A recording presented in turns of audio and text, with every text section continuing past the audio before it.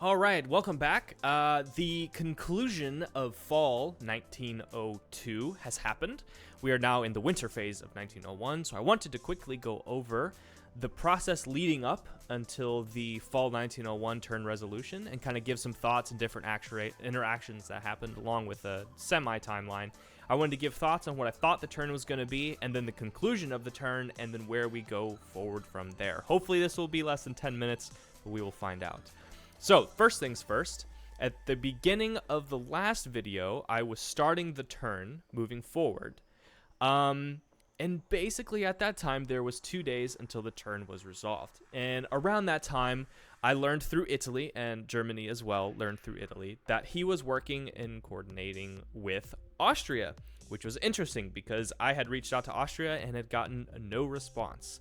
So Italy and Austria are working together, which is awesome. Sort of. Germany then confirmed through Italy to Austria, because Austria was not in these discussions, that Germany would have no force exerted upon Austria, and if they respect each other's borders, meaning you don't go into these three territories, that they would leave each other alone and they would focus on their respective campaigns. Italy and Austria moving east, Germany and England moving southwest. So that's kind of what happened with 2 days ago till the turn had finished. The next day, so with 1 day left, Germany was encouraging me to move to Norway, which was really interesting because he was saying it's a guaranteed build. But I thought that the move from the North Sea to Belgium was the more aggressive and the more defendable move, and it also guaranteed a build without any potential bounces. As you can see up here, the army in St. Petersburg can bounce the Norway fleet move, and this image here is what I thought the turn was going to be. I thought for sure Russia would move into Sweden. That's for sure, or he would secure this point somehow.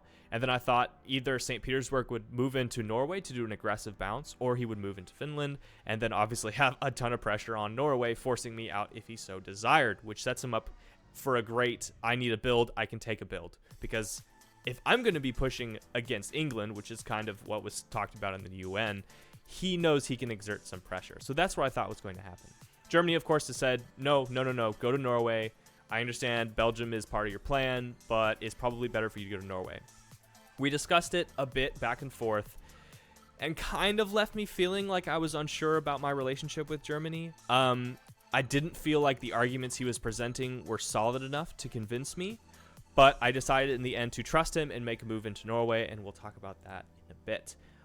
With 6 hours to go, I was debating heavily whether I should move into the English Channel or move my London fleet out to the North Sea, allowing a potential convoy into Belgium with a army move into Yorkshire. I was really debating on what I wanted to do, and Germany was offering some assurances, but not enough to convince me. There hasn't been enough turns in the game for me to know what kind of relationship I have with Germany and what kind of player he is. Again, Germany was pressuring, saying, no, bounce the English Channel if you can. Otherwise, it's a free grab, which I agreed. And he said, take Norway. So with 1 hour to go, I'm basically panicking. And I'm still in conversations with Germany, trying to dig out more information from him, whether or not I should go into Belgium and do a London to North build in London, and then the next turn be able to pressure the English Channel pretty heavily. Or there was a few other conversations we had. I sent a preemptive message to Russia at this point with only an hour to go, which I knew I wasn't going to respond. Basically saying, I'm going into Norway. I hope you respect I have Norway, you take Sweden, and we can agree to coexist peacefully while our respective campaigns are ongoing. I stated that I had no wish to engage in a ill-planned logistical war against Russia at this time. And I knew I wasn't getting a message, but I wanted to send that out and hopefully not get bounced. So, what I thought was going to happen. This is the move orders that I thought were going to happen. I didn't even bother moving the pieces down in Russia and Austria and Italy and Turkey down here. I didn't even bother. But, I also forgot that Spain was going to move to Portugal. That's something else I was thinking he was going to do potentially. But I thought that France, knowing that he's going to be under pressure from both me and Germany, that was pretty obvious from both moves and conversation, he would move his fleet from Brie into Picardy and then build a fleet or army in Brie, allowing me to take the English Channel, but not allowing me to do much with it at all. I also thought it was pretty obvious he was going to bounce Paris on Burgundy because this is a massive territory if Germany can take it early. It's not in the best of positions with his other units obviously taking a few more turns to exert pressure down here, but still I thought that bounce was well advised. I thought for sure he was going to build in either Brie or Par, either the fleet move out to the sea out here, and then this Paris army move up to Picardy, and then maybe a build in Paris to push off or defend against Burgundy. It was kind of up in the air, but that's what I thought was going to happen.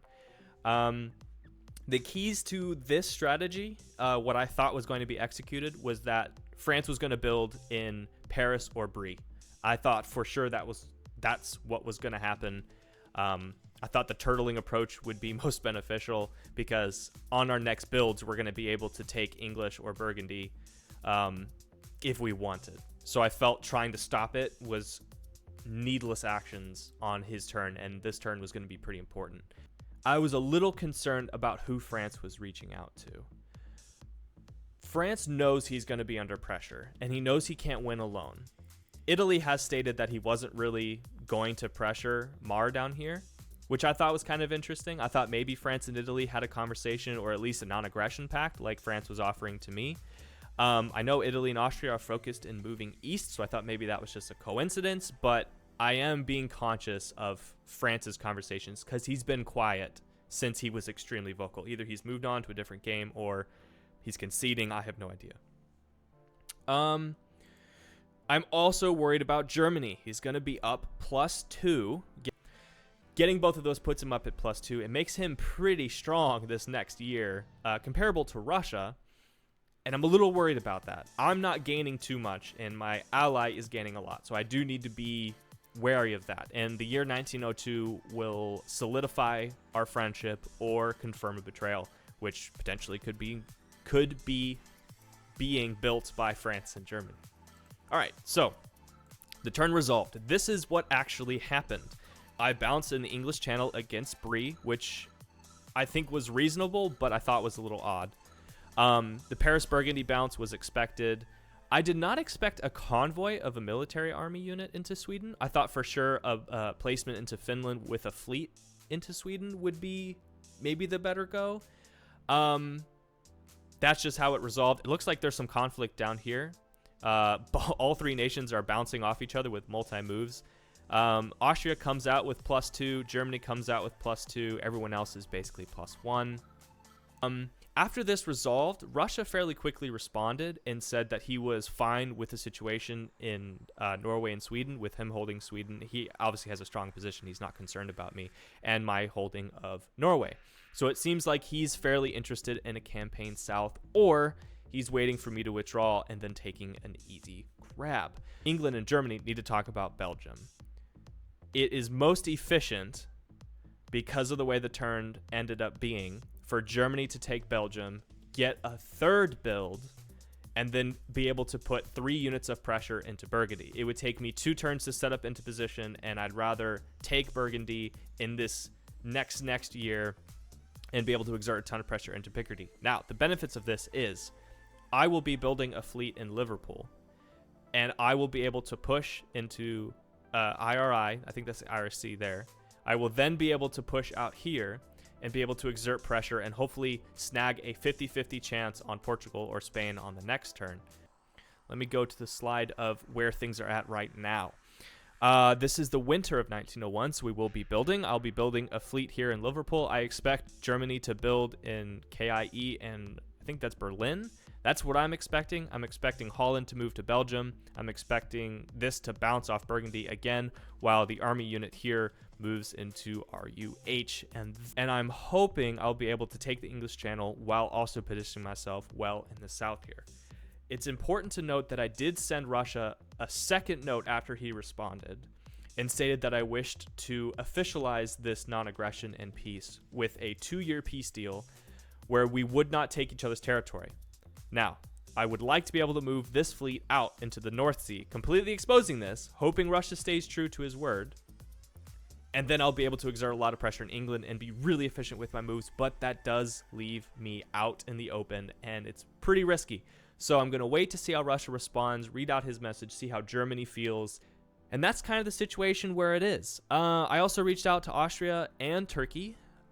It's kind of a fake gesture, but I'm hoping that if one of them is successful in their campaign, they'll remember my gesture of friendship and help.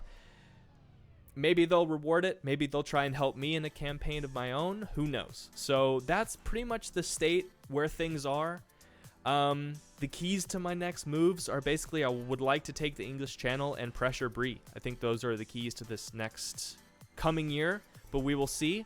That's basically where the story ends. We'll see what happens. We'll see what messages I get back, and I'll see you guys after the spring of 1902. Take care.